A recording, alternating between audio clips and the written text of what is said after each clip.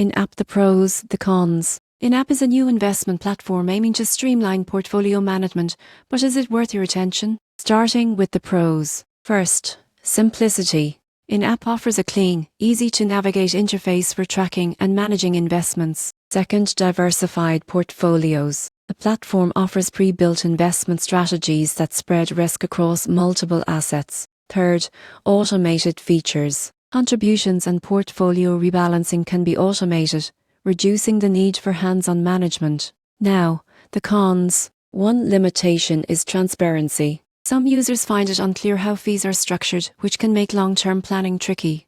Another drawback is limited asset classes. In-app focuses mainly on equities and ETFs, so those seeking bonds, crypto, or alternative investments may feel restricted. The surprising truth? Most people underestimate how much convenience matters in investing. In-app shows that automation and clarity can save time while maintaining a diversified approach. In conclusion, the pros: simplicity, diversification, and automation make in-app ideal for beginner to intermediate investors. The cons: fight transparency and limited assets mean serious investors may need additional platforms.